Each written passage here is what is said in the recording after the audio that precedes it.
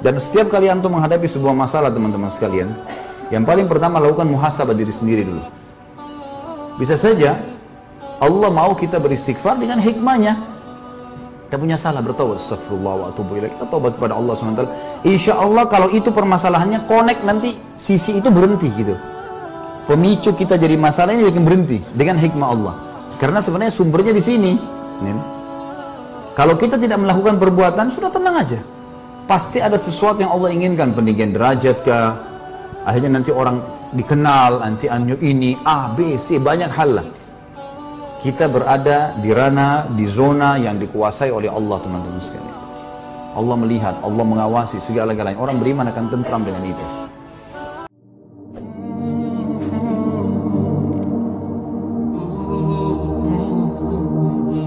Jika melakukan dosa besar tapi sudah taubat nasuha, apa tetap diadili nanti, diberikan balasan, dipertanyakan kembali oleh Allah SWT? Ini sudah kita jawab sebenarnya dulu ya. Jadi kalau orang sudah berbuat dosa besar, dan dia taubat di dunia, nggak ada lagi hukuman di akhirat. Di akhirat nggak ada, udah bersih. Karena kata Nabi Muhammad SAW dalam hadis, at-taubat tajubbu ma qablaha. Taubat menghilangkan semua kesalahan yang lalu, bersih, udah nggak ada masalah. Tapi pembersihan dunia tetap ada. Jangan salah. Ibu pernah gunjing orang, sudah minta maaf nih. Maaf ya, saya baru tahu sekarang, ternyata nggak boleh, itu dosa besar. Ya deh, saya maafin, kata temannya. Jangan heran tiba-tiba setelah taubat kita digunjing oleh orang lain. Itu proses balasan pembersihan dari yang sebelumnya. Di dunia tetap ada pembersihan. Gak bisa tidak, makanya ada sakit, ada kehilangan barang, itu semua pembersihan dosa-dosa. Jadi jangan dilakukan. Dan harus difahami dosa-dosa ini, ibu-ibu sekalian, efek jerahnya lebih besar. Ya. Pernah saya jelasin di awal pertemuan kita, misal kasus seseorang berzina 1 jam misalnya. Dia masuk di hotel, dia berzina 1 jam. Ini sudah cukup Allah kasih penyakit 2 tahun. Balasan dari 1 jam zinanya. Efek jerahnya lebih berat. Orang mencuri 1 juta rupiah, buat nota palsu lah, apalah segala mencuri. Ini Allah nggak hilangin 1 juta dari dia. Allah akan hilangin 100 juta, 200 juta dengan cara dia sakit, masuk rumah sakit, biayanya 100 juta. Biaya pembersihan dari situ. Ada kucing lewat pernah ditendang sama dia. Dia pikir kucing tidak akan bisa melawan, teriak, kucingnya lari. Jangan lupa, kucing itu sama kita Tuhannya sama. Allah satu, Esa, Maha Adil, pasti hukum kita. Nanti tiba-tiba kita jalan ke Seleo, 2 minggu sakit. Nah ya, pakai sepatu, jalannya bagus ke Seleo. Itu akibat tendang kucing tuh. Dan seterusnya. Makanya hati-hati, ibu-ibu jangan suka pukul anak-anak. Anak-anak jangan, bukan dididik dengan pukul. Saya wanti-wanti istri saya, jangan sentuh anak-anak dengan tangan. Pakai lisan, nasihatin. Saya termasuk orang yang merasakan sendiri, ibu-ibu sekalian, ayah saya nggak pernah mukul. Dari kecil saya cuma dinasihatin, disampaikan, dirangkul. Saya tumbuh menjadi bukan orang yang traumatis, percaya diri, bisa menjadi orang yang berhasil. Begitu memang. Anak-anak itu suka dipukul, suka dicubiti, apalagi kadang-kadang hanya karena telepon sama temannya, anaknya ribut, kemudian main cubit sampai biru-biru pahanya. Ini apa ya? Pendidikan dari mana, Bu? Hah? Ambil dari mana ilmunya nih? Dari pasar? Hah? Kita punya syariat, nggak boleh sembarangan. Contoh ya, ingat kata Nabi SAW, al-jaza min jinsil amal, balasan akan sesuai dengan kadar perbuatan seseorang. Ada orang ibu kejam sama anaknya, suaminya kejam sama dia. Subhanallah, dia pukul ini, di sini dipukul juga dia. Ada sunnatullah datang. Orang yang baik pasti dibaikin. Sudah ada hadisnya. Kata Nabi SAW, kama tadinu tudan, sebagaimana kau berperilaku, kau akan dibalas dengan perilaku yang sama. Kita lembut, kita akan dilembuti. Kita membantu, kita akan dibantu. Begitu. Dalam hadis lain, man la yarham la yurham. Siapa yang tidak mengasihi, tidak akan dikasihi. Bila seorang sudah bertobat nasuha, namun terkadang teringat kembali nikmat maksiat yang dulu pernah dilakukan. Namun ia berusaha melupakannya. Terkadang datang ia lagi ingatan maksiat dan ia benci karena teringat kembali. Begitu seterusnya. Apakah taubat nasuhanya diterima? Jazakallah khair. Ya, jadi tetap diterima taubat nasuhanya selama dia penuhi syarat, tinggalkan dosa itu, sesali dan janji sama Allah tidak akan mengulanginya. Pertanyaan, lalu dari mana datangnya ini? Perasaan-perasaan itu dari mana munculnya? Itu karena ulama memberikan ini pekah sekali ya. Setiap orang yang taubat dari pemaksiatannya, maka dia harus mengisi waktu-waktu dan kesenjangan yang sudah dia dulu pakai bermaksiat dengan ibadah. Makanya Allah mengatakan illa man tab wa amana wa amila amalan salihah, gitu kan? Jadi taubat itu harus diikuti dengan iman kepada Allah, yakin Allah ampuni karena sudah taubat nasuha, dan dia harus mengejar apa yang Allah janjikan di akhirat dari surga. Kemudian dia ikuti dengan amal saleh. Misal, saya pernah kasih contoh, ada orang subhanallah setiap malam pulang kantor jam 10 ke bar sampai jam 12 malam. Kemudian dia dapat hidayah, hadir pengajian lalu tinggalkan. Bagaimana caranya? Taubat nasuha baik, dia tidak ditinggalkan perbuatan tersebut. Lalu apa yang dia harus lakukan? Harus jam 10 sampai jam 12 malam itu diisi dengan ibadah, diganti. Yang membuat orang mulai mengingat lagi itu karena ada jedah waktu yang dia tadi pakai maksiat itu, jedah, tidak ada amal solehnya. Maka dia harus ganti dengan amal soleh. Makanya Allah mengatakan orang yang taubat, beriman, kemudian mengikuti dengan amal soleh yang banyak, gitu kan? Tentu itu senjata syaitan, mengingatkan kita apa kenikmatan yang pernah kita lakukan, gitu kan, supaya kita mau mengulangi lagi. Itu senjata dia, maka harus ditepis, gitu kan? Isti'adah. Ada satu hal yang saya ingin titik-beratkan teman-teman sekalian, penting sekali. Allah yang maha tinggi dan maha pemurah selalu mengawasi kita dengan keadilannya, dengan keluasan ilmunya. Hukumannya memang benar akan datang kepada pelanggar, perlindungannya memang datang kepada orang-orang yang terzalimi, pasti. Renungi riwayat ini. Musa alaihissalam pernah satu waktu berkata kepada Jibril alaihissalam, sampaikan kepada Allah, saya ingin melihat keadilannya Allah. Allah balas melalui Jibril alaihissalam, sampaikan kepada Musa, hai Musa, kau tidak bisa sabar kalau mau menilai keadilanku. Kau manusia, punya kapasitas. Susah kau mau menilai keadilannya sang pencipta. Kata Musa, dengan taufikmu ya Allah, saya akan coba. Baiklah. Allah tunjukkan satu kejadian saja, satu kasus saja. Hai Musa, pergi ke mata air ini. Pergilah Musa alaihissalam ke mata air itu. Pas tiba di mata air itu teman-teman, Allah memerintahkan Musa alaihissalam hanya lihat saja. Nggak buat apa-apa, cuma melihat. Ada kejadian. Rupanya ini di padang pasir luas, ada mata air, ada air mengalir. Datang satu orang nunggangi kuda, lewat di situ. Orang ini minum, turun dari kudanya minum. Rupanya di sisi pinggang sebelah kirinya ada kantong isinya banyak duit. Waktu itu jatuh di dekat air itu. Orang ini nggak tahu, minum air pergi naik kuda. Musa alaihissalam lihat, ini kejadian pertama ya. Tidak lama kemudian datang anak kecil, umurnya 9 tahun, 10 tahun, belum balik datang. Minum air di situ, dia lihat ada kantong duit, diambil sama anak itu. Pergilah anak ini. 2. Yang ketiga, datang orang buta. Orang buta ini mau sholat. Dalam desain dikatakan mau sholat. Allahu alam, pada zaman Nabi Musa alaihissalam sholatnya apa sama dengan kita nggak tahu. Ya. Tapi jelas mereka punya ibadah, sholat, gitu kan. Apakah jumlah rakaatnya sama? Allah alam, karena kita tahunya jumlah rakaat kita berbeda dengan Nabi Musa AS, karena Musa sendiri waktu kejadian Isra dan Mi'raj meminta kepada Allah Muhammad SAW agar meminta diringankan sholatnya kan. Baiklah, orang ketiga ini wudu, orang buta, dia dengar suara air, dia wudu. Waktu dia lagi wudu mau sholat, orang yang naik kuda kembali, dia cari mana uangnya nih. Lalu dia bilang, Pak buta, kamu yang ambil uang saya. Kata orang buta itu, saya nggak ambil uang. Saya buta, uang apa? Saya nggak bisa lihat. Enggak, kau pasti ambil uang. Tadi saya turun di sini, saya minum sini, uangnya jatuh di sini. Enggak, ribut, cekcok. Akhirnya si penunggang kuda membunuh si buta. Sudah selesai. Buyar kita.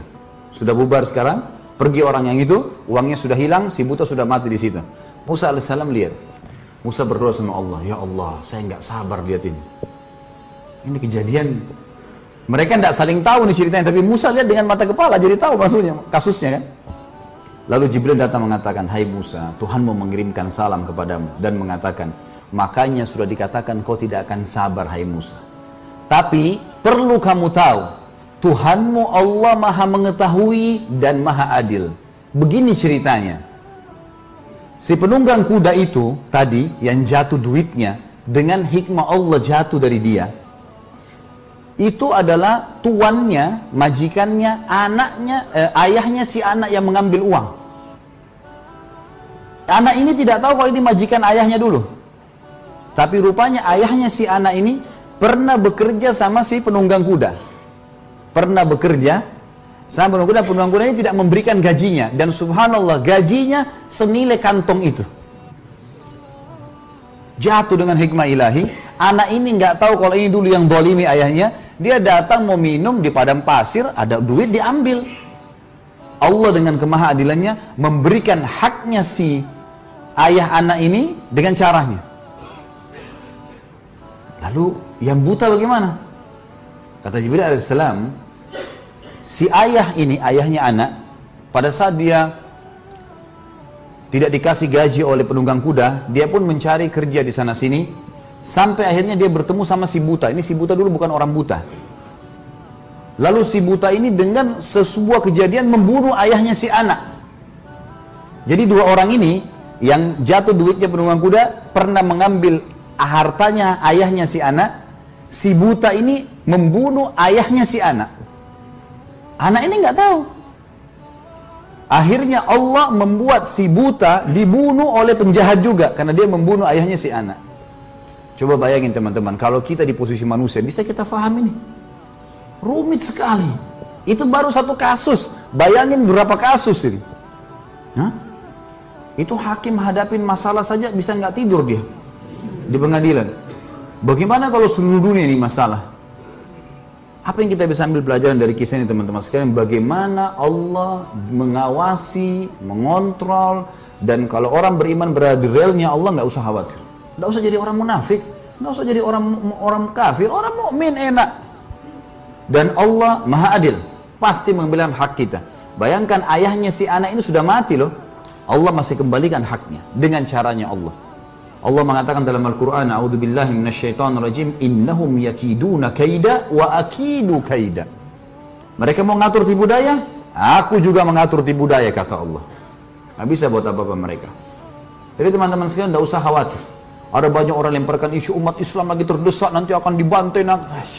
Isu semua. Kita punya wahyu dari langit. Orang beriman akan menang. Selesai konsepnya. Mati terbunuh, mati syahid. Tertolimi, ambil haknya di akhirat. Nggak ada yang hilang. Nggak ada yang hilang. Jadi, bagaimana saja kita berada di realnya Allah. Dan setiap kali antum menghadapi sebuah masalah teman-teman sekalian, yang paling pertama lakukan muhasabah diri sendiri dulu. Bisa saja Allah mau kita beristighfar dengan hikmahnya. Kita punya salah, bertobat, astagfirullah wa atubu ilaih. Kita tobat kepada Allah SWT. Insya Allah kalau itu permasalahannya connect, nanti sisi itu berhenti gitu. Pemicu kita jadi masalah ini jadi berhenti dengan hikmah Allah. Karena sebenarnya sumbernya di sini. Kalau kita tidak melakukan perbuatan, sudah tenang aja. Pasti ada sesuatu yang Allah inginkan, peninggian derajat kah? Akhirnya nanti orang dikenal, nanti anyo ini, A, B, C, banyak hal lah. Kita berada di ranah, di zona yang dikuasai oleh Allah teman-teman sekalian. Allah melihat, Allah mengawasi segala-galanya. Orang beriman akan tentram dengan itu. Kita masuk teman-teman sekalian, kiat mempertahankan taubat. Bagaimana supaya bisa komitmen? Yang pertama teman-teman harus yakin dengan janji-janji Allah. Janji teman-teman, Allah memang menjanjikan orang yang beribadah itu akan dapat kesenangan.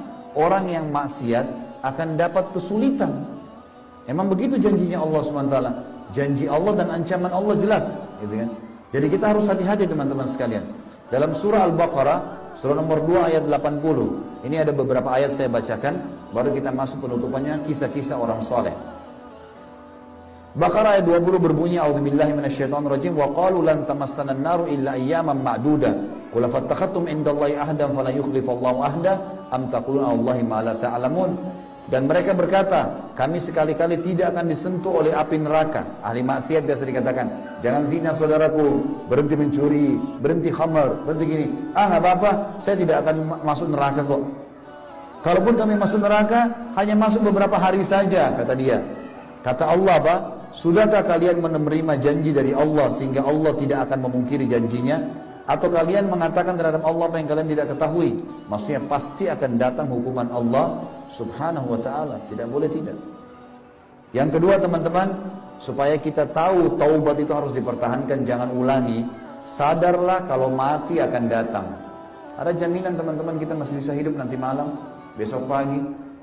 Kata ulama, yang kita milikin hanya detik ini saja.